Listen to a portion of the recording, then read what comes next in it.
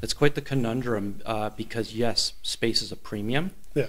So the bigger the space, the bigger expense. And if you're a small bookstore, that's hard to afford. And yet you need the space if you want to provide an atmosphere for people like to set up tables and to sit down and like that's why I find this topic very difficult to find a solution for. Well, and it's just like, it doesn't necessarily even have to be something like that. Like ideally, like some of these big chains, I see no reason why they couldn't.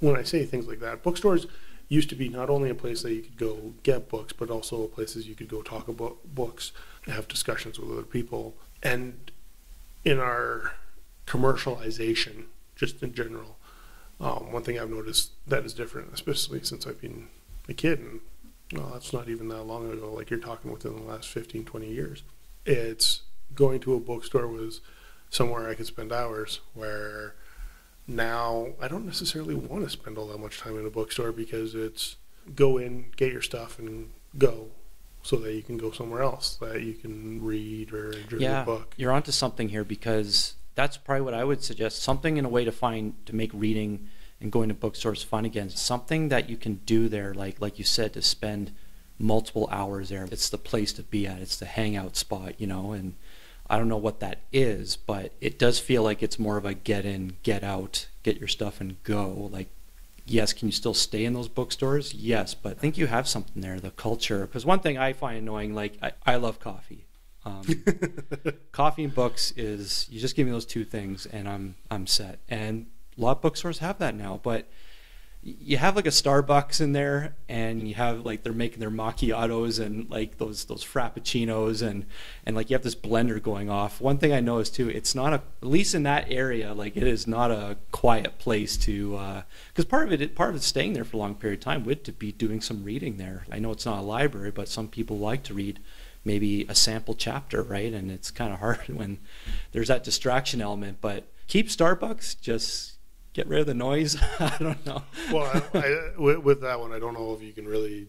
You can't. There's no way out of that. But partner with a coffee shops that actually want to produce trade-free coffee, and a startup. What a great opportunity to set up. Well, and I think part of the problem with that is it's hard. Like the big bookstores can do that. Mm-hmm. The small ones, space is a premium in a small bookstore. Yeah. So if you don't have it filled with shelves of books, then you're potentially losing out on customers, right? Maybe something that would be better would have a small bookstore or small books section, like a couple shelves or something in a coffee shop, and that they could order in books, because then you're not necessarily there for the books, you're there for the coffee, and then that can be an add-on, and that might be something that might happen that could save some bookstores. One thing that I was thinking more so is, I know there is this one craft store or one craft chain specifically that they have classrooms specifically in their stores, and they hold classes for the crafts. I mean, what a great way to have it. It's like, oh yeah, okay, we're gonna have people here, we're going to teach them a craft. Like, yeah, they have to pay for the classes, but then if they are involved in the craft, they can go out and buy more supplies. Like, that's a great way to make people want to spend money in your store.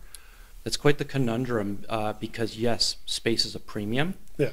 So the bigger the space, the bigger expense. And if you're a small bookstore, that's hard to afford. And yet you need the space if you want to provide an atmosphere for people like to set up tables and to sit down and like that's why I find this topic very difficult to find a solution for. Well, and it's just like, it doesn't necessarily even have to be something like that. Like ideally, like some of these big chains, I see no reason why they couldn't set aside a space specifically for that, but it wouldn't be for crafting, obviously. Well, the chairs are there. I kind of wish like they would have more. Like they do have some chairs, but there's not many, at least in the chapters, maybe Barnes and Noble does it better. I don't know. I mean, I don't know if they have it, but one thing I would kind of be interested to see, and to see how well it would work, would be, like, I know book clubs can be a thing. If you give book clubs, or you encourage book clubs to gather in the store itself, why not? Like if it specific, like that's kind of where I was going with that classroom idea. I mean, if you have